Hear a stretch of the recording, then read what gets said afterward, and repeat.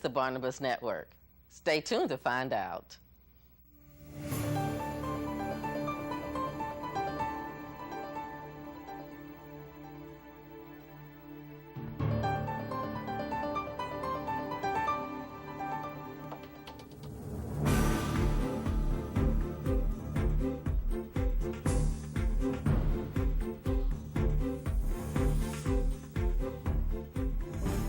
TCT presents Public Report, a look at the issues and events of importance to our viewing area.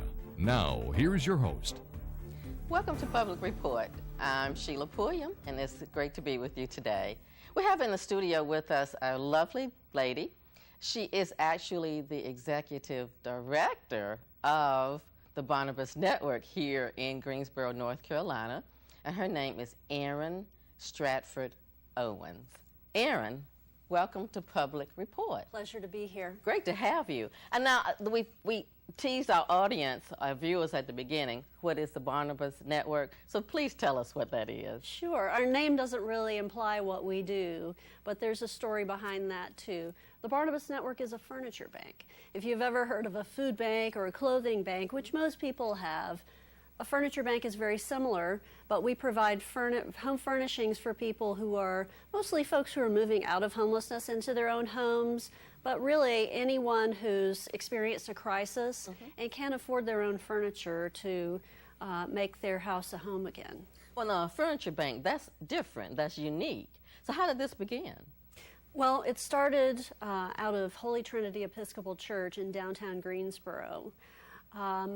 There was a time in Greensboro when we had a lot of refugees moving from other countries through different agencies, and they were getting housing, but they came really with just the clothing on their back and nothing else.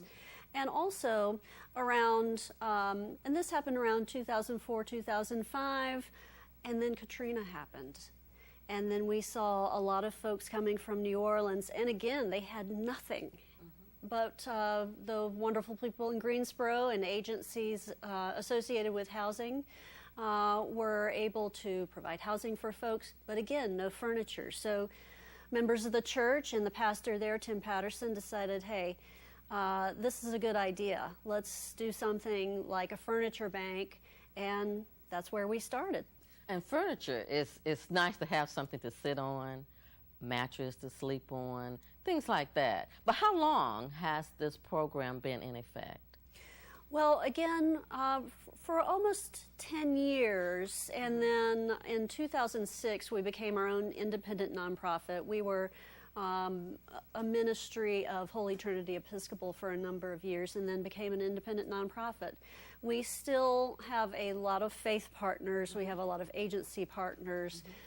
People in the community who are interested in what we do, corporations and such. So that's where the name network comes from. It's a network of people coming together, local people helping local people. Community outreach. That's right. Great, great. So what type of people that you serve with the Barnabas Network? Well, we work through a referral system. Okay. So we rely on the social workers and the case managers out in the community that we have existing relationships with to refer to us anyone who has been through a crisis, such as a bug infestation or a fire or a flood or fleeing domestic violence. Or really, we still work with the refugee resettlement community as well. Okay. And of course, folks who are moving from homelessness into their own homes finally. Those folks, for the most part, if you have a very low income and don't have any furniture, especially families with children who need beds for their kids, it's so important. So that's a little bit of who we serve. We really don't have a stipulation about who. It's really about the need. If you can't afford furniture on your own and you need it and you've gone through a crisis, then if you can get a referral from your case manager, then you would be eligible. Well, how do you know which families are in need? We rely on our case managers who are out in the community, who have relationships with folks, who are helping people get housing. Because the problem is never really the furniture. There are other underlying issues going on, such as in stable housing, or I lost my job, or again, a bed bug problem, something like that. And the case manager can really help the families with that, and then help with the furniture as well. Okay. So, you know, recently here in Greensboro, we did have a, I would say it was a community, a low-income community. The facility was shut down. Did that affect your organization at all? Because I know there were a lot of people, there were a lot of residences in that apartment building, or really a hotel, and they shut it down. So did that affect? It certainly did. We were there with a large group of agencies and city officials to help the folks. It was the Heritage House apartments. Yes. That shut down, and it shut down at the very end of July. So starting August 1st, once folks got the housing, then they would come to us for furniture. And we ended up helping 55 families and individuals with furniture. And it was a group of folks we weren't expecting to help. So we went from helping 80 families a month last summer, and then starting in August we had 106, 107, and 108 families per month in August, September, and October.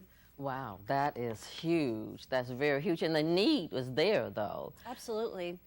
A lot of folks from Heritage House, the former residents, there were a lot of problems with the structure of the building, which is why they had to leave immediately with bugs and other things. So a lot of them just had to leave everything. Yes, yes. And so then they were there, out, without any type of furniture, bedding, and especially, like you said, children, because the children had needs. That's right. So the furniture that you're talking about, do you have a location here in the Greensboro area? We're located on 16th Street. That's where we serve our clients. That's where our offices are. And that's where we house the furniture that's donated to us. We do go out every day. We have 2 trucks that go out and pick up donated furniture from residents just like you who have extra items or something that, you know, I'm going to replace this couch. It's perfectly good. We do emphasize items that are gently used. They've got to be in good condition because we know they're going on to people, to real people. But we're out every day, and the need is so great. We're really encouraging donations more than anything because we always need donations. Okay. So you would suggest that maybe if someone has a sofa and they say, well, you know what, I'm going to take this to the consignment shop. But they may need to think about not taking it to the consignment shop, but contacting the Barnabas Network. Sure. Well, the advantage of giving to the Barnabas Network is the spiritual reward. First of all, you're helping local community people who are really in need, but also we give a tax write-off too. So you get a tax sheet indicating that you've made a donation, and you can write that off on your taxes next year. Great. Now, is there a charge for if I need you to come and pick up a piece of furniture for Barnabas? No charge. So you pick the furniture up at no cost? At no cost, anywhere in Guilford County. Very Just good. give us a call, we'll put you on the schedule. We've got 2 guys who are utmost professionals, go into the home, pick the furniture up, put it on the truck, and then we bring it back to the warehouse. And if we need to vacuum it a little bit, fluff up the cushions, whatever we need to do, and then it goes right out on the floor, and the next day it will be given to someone who needs that piece of furniture. So, Erin, what type of items do you normally get, or would you suggest that's the greatest need? We always need dressers. We do have a woodworking section, and we can actually make dining room tables. We have a gentleman who is volunteering with us now who is a professional carpenter who's retired. We're so lucky to have him. He makes beautiful tables. We can make some other things. Upholstered furniture is always something that we need because we can't make that. But dressers, folks don't donate those very often, and they're very difficult to make. So we can't make them. There's a lot of hardware involved, and all of that kind of thing. Also mattresses. Okay. Now mattresses, we have a good relationship with the hotels and motels and colleges and universities in the area, but those businesses and schools don't always turn over their mattresses regularly enough for us. And also the condition can be less than what we consider acceptable to give to someone else. Now we do sanitize the mattresses either in-house or we have them professionally sanitized. A lot of folks think that you can't do this with mattresses, give away a mattress. You can give it away, you cannot sell it. So we don't sell the mattresses, but we do give them away.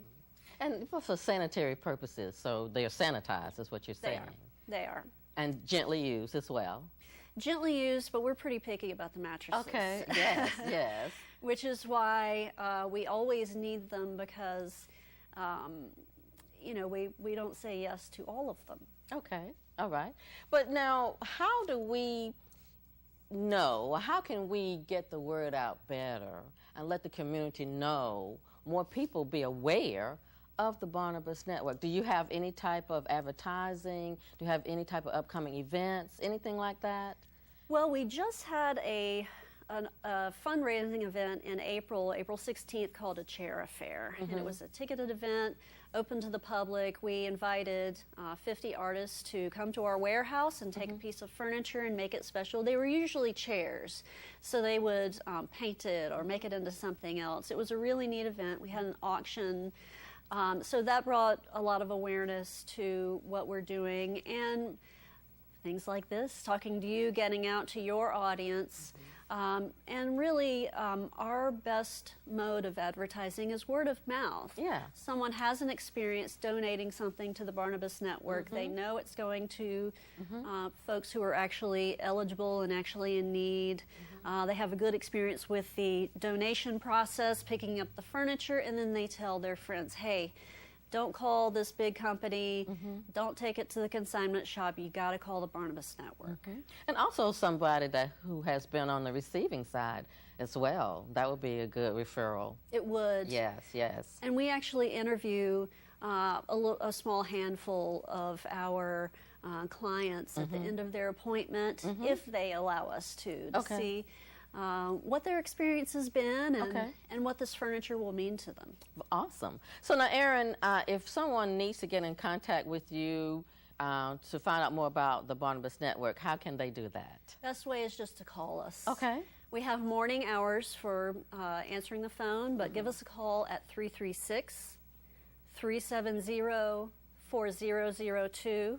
We have experienced and knowledgeable people ready to answer the phone and let you know about the referral process and also the donation process. All right. We also have a website. Okay. Lots of information about what we accept in terms of donations. On that website, it's www.thebarnabasnetwork.org. And that information actually is on the screen for our viewers at this time. Erin, you know, this has been great conversation, and I'm sure that you also utilize volunteers as well for the Barnabas Network for different purposes, and so this is awesome information for the community. Thank you so much for joining us, and remember, not the consignment shop, but the Barnabas Network. Give them a call.